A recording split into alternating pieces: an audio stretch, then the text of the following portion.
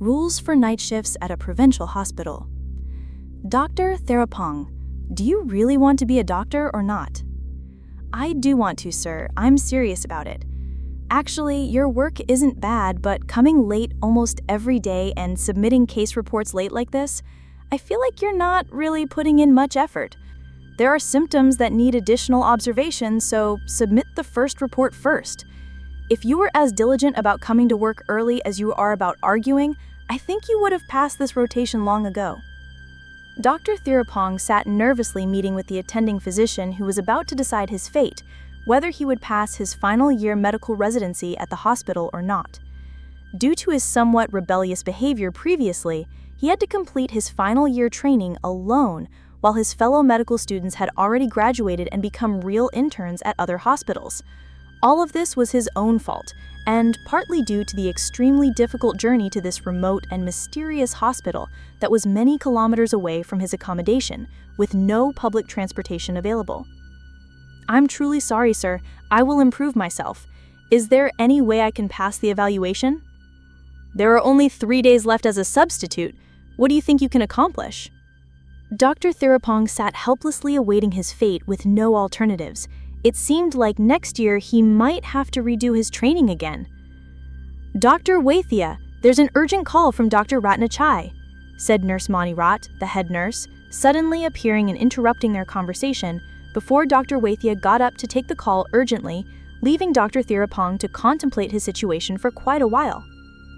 Shortly after, Dr. Waithia returned to the room. Oh, still here? How about this, Dr. Therapong? I have a proposal, but I'm not forcing you. What is it, sir? Dr. Therapong replied immediately with hope. Dr. Ratnachai had an accident, so we're short-staffed for tonight's shift. If you can cover the night shift tonight and get through it well, I'll evaluate you as passing, but it won't be easy. I'll do it, sir. I'll accept anything right now. Dr. Therapong accidentally smiled with joy while Dr. Waithia's expression became noticeably more worried. Manirat, can you manage to supervise tonight? Please take care of Dr. Napith. You can rest now. Before he excused himself from the doctor's lounge to prepare for tonight's shift. Knock knock. His room echoed at 7:20 p.m. Dr. Therapong groggily woke from trying to nap to gather strength for his first night shift. He was forcing himself to get up and open the door for his visitor. Dr. Waithia asked me to give this to you. Nurse Manirat, a middle-aged head nurse with a tall, large frame, her hair pulled back tightly, making her eyebrows slightly raised, stood holding a letter to give to him. Please read and understand it thoroughly. If you have any questions, you can ask me after 9 p.m. Nurse Manirat finished speaking and immediately walked away to continue her duties. Hospital work at this remote provincial hospital seemed to be busy all the time because the limited staff had to handle patients from an area covering dozens of square kilometers. This was one of the reasons he wanted to graduate quickly, hoping to help lighten these burdens, even though he knew his ultimate compensation might not be worth the exhaustion. Dr. Therapong opened the letter to read tiredly, still not having slept enough but was forced to wake up anyway. To Dr. Therapong, I must sincerely apologize for not telling you about this in person due to urgent matters, but please understand that what I'm about to tell you in this letter is completely true, no matter how unbelievable it may sound. And please trust that if you follow these guidelines, I guarantee your safety. Rules for night shifts on Thursday nights at Songbun Phúc Hospital. Rule 1. Night shift begins at 9 p.m. until morning. Please stand by in the designated ward. Lights in other areas of the hospital will be turned off, except for the special patient rooms and emergency room only. Avoid going to other areas unnecessarily. Rule 2. In case of emergencies beyond your capability, call Dr. Siri Chai at 043-374-464, extension 065. Rule 3. There are only 3 night shift nurses, Warisara, Manirat, and Supaporn. All 3 are required to wear name tags at all times. If any other nurses come to work besides these 3, immediately contact one of the 3 before doing anything. Rule 4.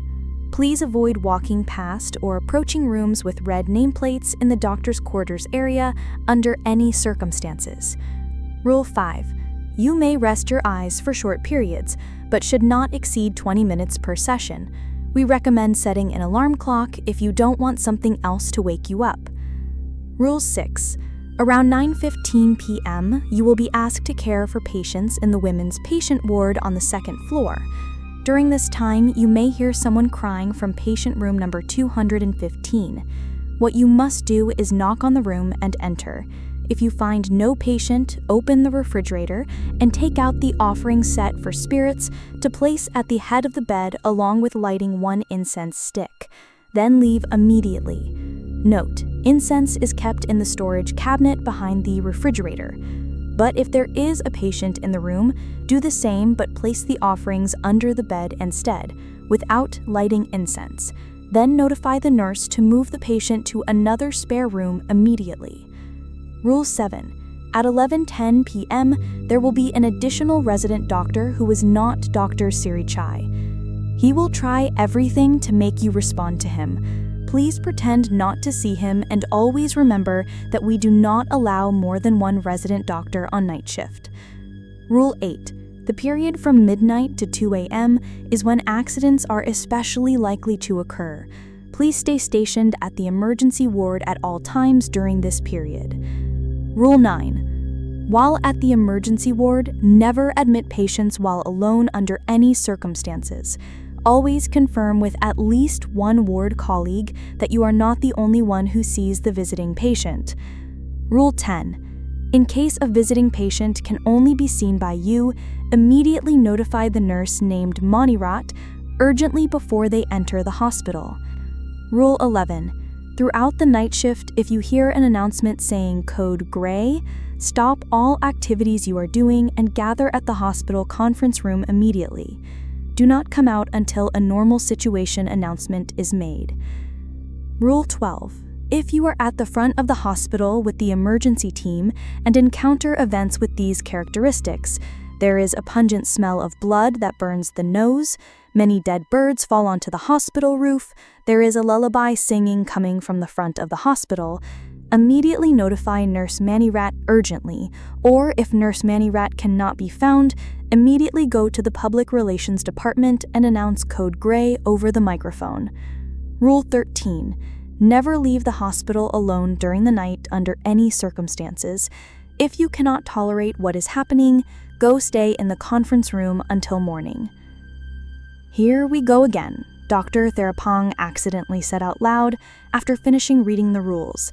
This wasn't the first time he would encounter strange rules in odd places, making him decide to believe them immediately before starting to prepare and count down to the time for entering the night shift tonight. 9 p.m. The alarm sound from his phone rang to wake him up to perform the duties he had been assigned, meaning the time period from now until 6 a.m. Dr. Thirapong groggily pressed the alarm off by instinct while drowsy, just like he usually did every morning until it became a habit, before looking at the clock face in his room and finding it was 8:20 p.m. Still have time for him to sleep a bit more, another nap would be good, he thought to himself and decided to close his eyes once more. Slap. A loud slapping sound along with a stinging sensation on his forehead.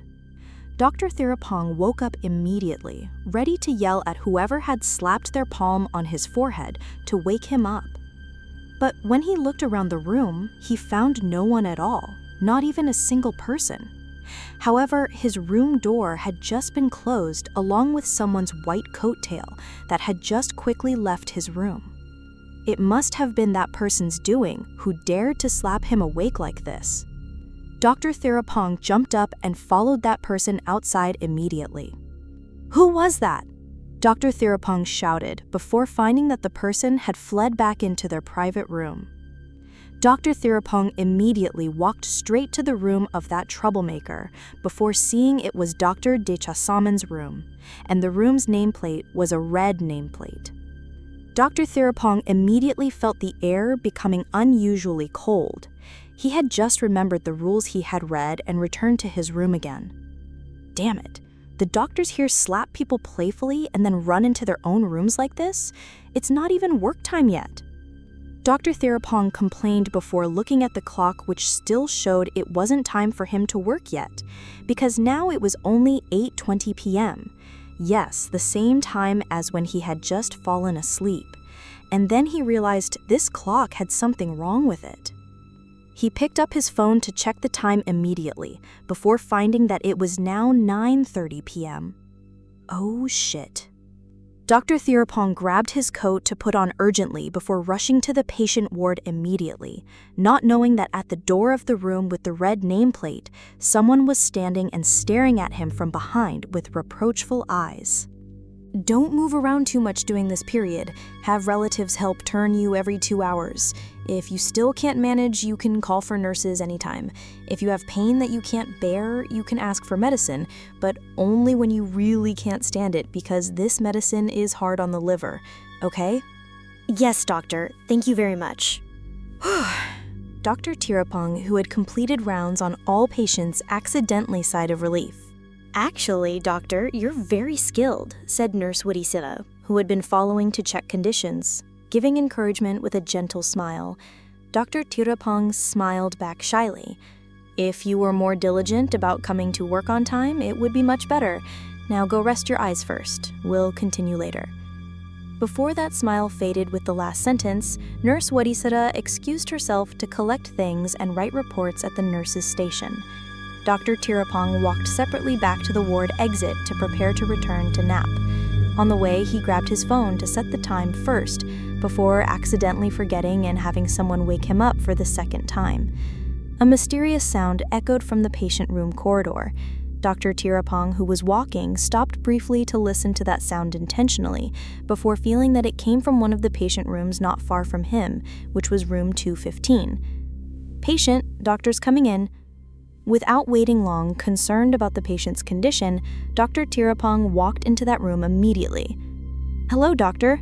The patient, who was recovering from appendix surgery, turned to greet Dr. Therapong with a confused smile, because just a few moments ago he had just finished checking this room. Hello, Mr. Wichan.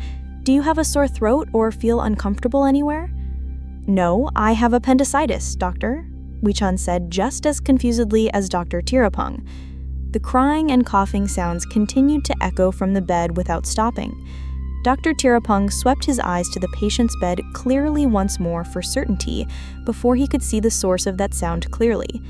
An elderly woman in a decaying naked form with dark rotting skin, red eyes soaked with blood, was lying crying, alternating with laughing under the patient's bed, and importantly, her neck was twisted to look directly at Dr. Therapong. Dr. Therapong stepped back slightly, but still maintained his composure calmly. What I mean is, if you have frequent coughing or laughing, it will hurt the wound on your stomach. If it's too strong, the wound will open. I'll go call a nurse to take care of you.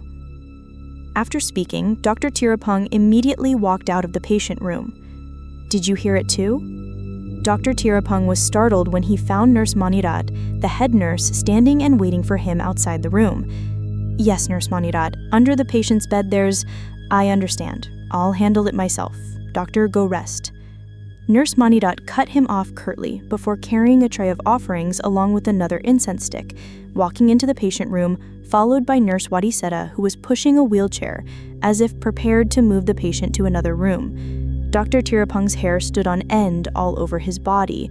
In this condition, he definitely wouldn't dare to go sleep alone in his room.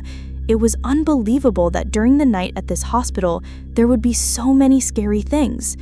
He decided he wouldn't go back to sleep in his room anymore. Wow, so diligent, doctor. It's not even midnight yet and you're on guard duty. Supaporn, a young nurse, around his age, only 2 years older, teased him friendly while Dr. Therapong was sitting and trembling. Well, to be honest, I'm scared and want company, Nurse Supaporn. Supaporn laughed softly with endearment. The nurse's face, with a gentle smile, made him feel strangely warm and reassured. Stay here then. I won't be lonely either, she replied casually. Dr. Therapong was blushing without realizing it and accidentally stared at her until she had to get up to check on patients to ease the awkwardness. Dr. Therapong, who just realized this, also got up to stand at the front of the hospital, hoping to greet the duty staff and ambulance drivers to ease his awkwardness. But when he went out, he found no one at the front of the hospital. The nighttime atmosphere outside the hospital was frighteningly dark, even though it wasn't very dark because the light from the nearly full moon made everything around visible. But the shadows of those things made him unable to help imagining scary things. The view of rice fields with tall grass, roads without traffic, large trees swaying in the wind as if they were alive, made him think continuously. He sat there enjoying himself for who knows how long.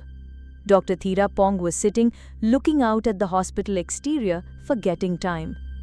He was interrupted by the sound of a baby crying faintly from a distance.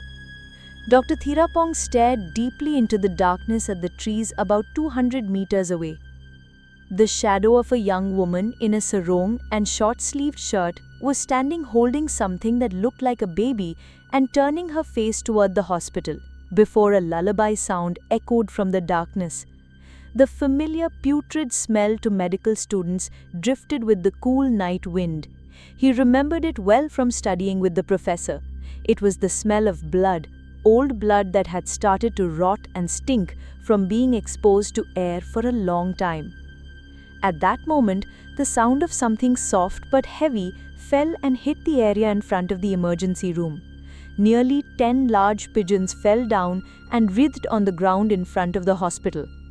The hospital's sign lights and the lights of the front of the hospital began to dim and flicker rhythmically as if they were about to go out soon. "Dr. Nepith, come in quickly!" Supapon shouted for him from inside the emergency room at the top of her voice. Dr. Thirapong quickly turned around and ran back into the emergency room immediately. Announcement, Code Grey. All doctors and nurses please gather at the conference room urgently. Let's go, Dr. Nepith. What about the patients? The patients are safe, but we are not sure. Let's go quickly.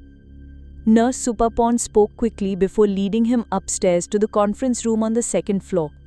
Dr. Thirapong followed with no choice and headed straight to the conference room according to the rules he had learnt.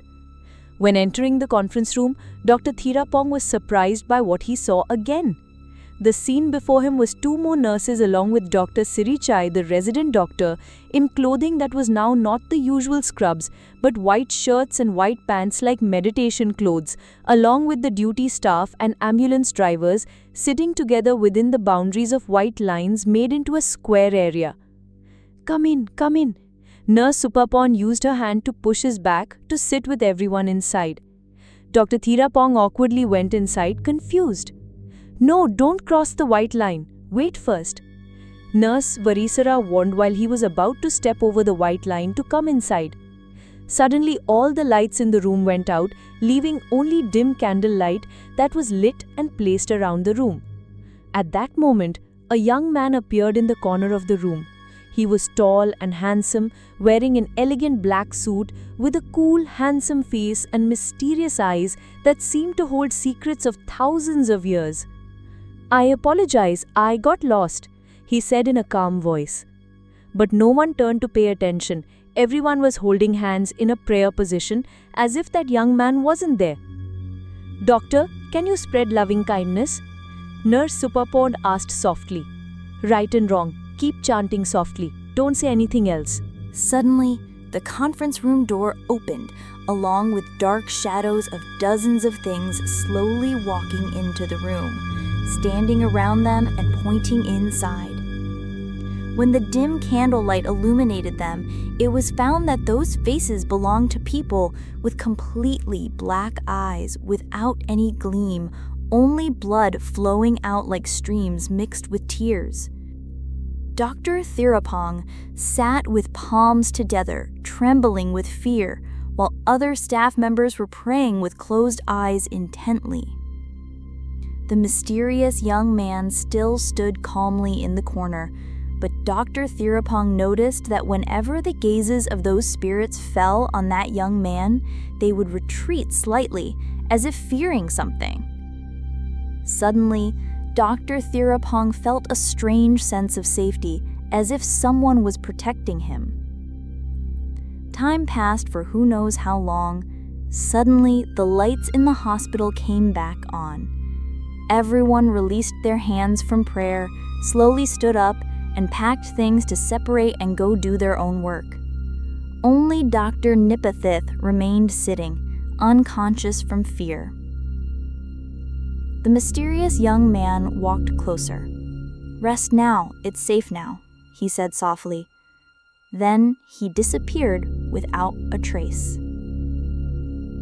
"Dr. Nipethith, are you awake?" A gentle greeting sounded from beside the bed, which was Dr. Waithia's voice. Dr. Waithia? "Hello." "Rest first. I heard you had a rough night last night." Dr. Thirapong lay with his eyes open like that. Even though he had many questions in his mind, there were so many that he didn't know which question to ask first. "But you made it through, which is good. I'll evaluate you as passing if you promise you'll improve yourself regarding punctuality and be more disciplined." What was last night about? What else? Ghosts. Then why did they have to come so frighteningly? They're probably very sad that they had to die from our treatment, Dr. Waithia said sadly. Even though we know we're not angels, they can't help but hope to recover and return to live with their families. Dr. Waithia continued while walking to flip through patient files on the table.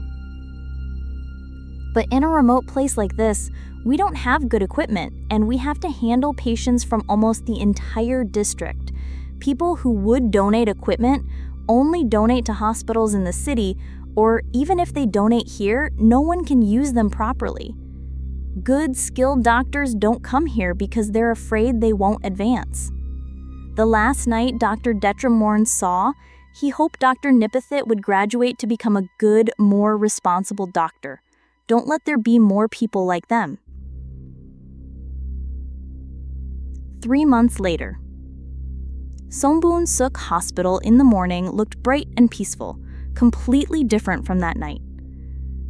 Dr. Thirapong, who had now been evaluated as passing and officially became a resident doctor at this hospital, was sitting drinking morning coffee at the nurse's table. "Dr. Nipethith, do you have night duty again today?" Nurse Superporn asked with a worried expression. "No." "Dr. Somsakdi is on duty today, but I can stay to help if needed." "Don't stay late too often, you'll get tired." Dr. Thirapong smiled at Nurse Superporn. Their relationship had improved greatly after that night. He felt like he had gained a new family here. "Nurse, during that time when I first did night duty, when we were in the conference room, did you see a young man in a black suit?" Nurse Superporn stopped writing reports and looked at him with a strange expression. "A young man in a black suit?" "Yes, he was standing in the corner of the room and said he was lost." Nurse Superporn and Nurse Warasara, who were sitting nearby, turned to look at each other with surprised expressions. "Dr. Nipeth, that night in the conference room, besides us, there was no one else," Nurse Warasara said softly. "But I really saw him. He was standing in the corner of the room, and I felt safe when he was there."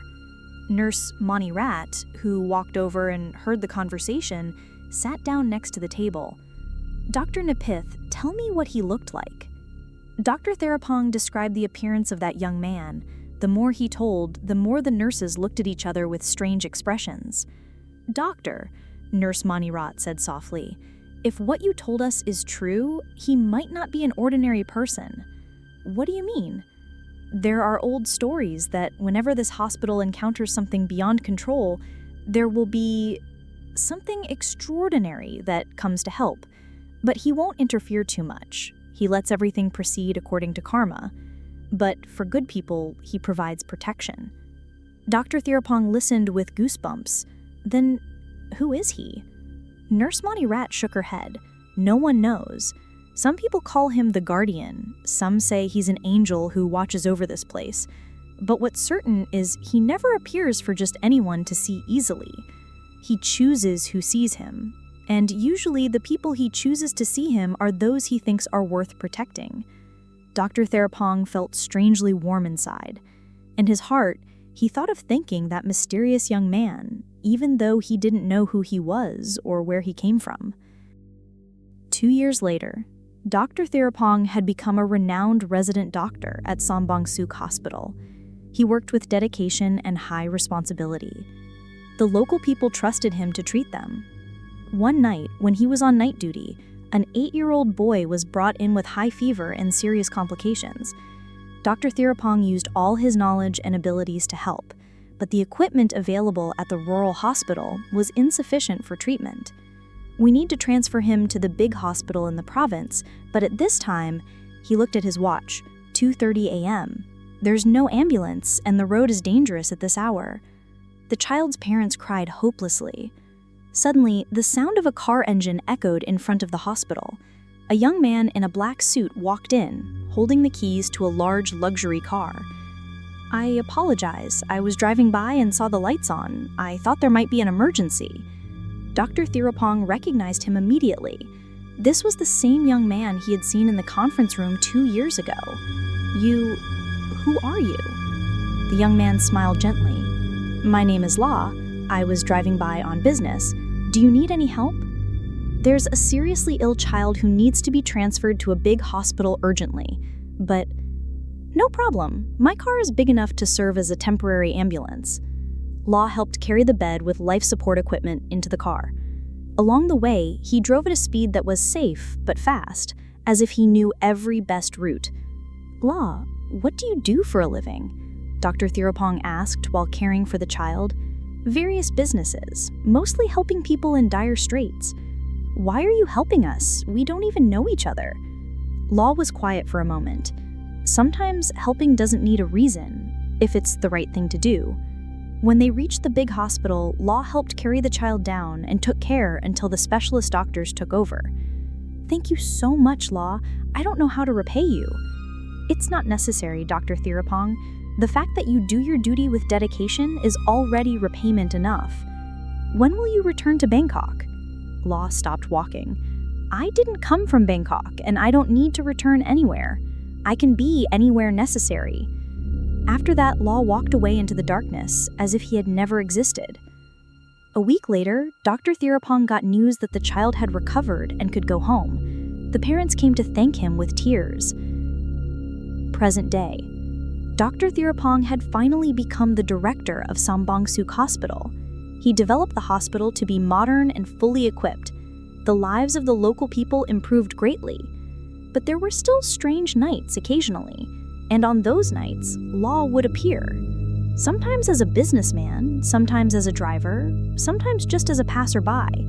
But he would only help good people. For those with evil hearts, Law would ignore them and let the law of karma proceed. One night, Dr. Therapong met Law in the garden behind the hospital. "Law, I want to know who you really are." Law smiled gently under the moonlight. "Some things don't need to be known, Dr. Therapong. What's important is that you do your duty as a doctor well, help those who need help, and have a compassionate heart. That's enough. And if I need help someday, will you be there? If you remain a good person, if you continue to do what's right, I will be there. But remember, I don't help with everything. I only help at crucial moments. The rest you must rely on yourself. Thank you for everything." Law nodded gently and walked away into the tree shadows once more.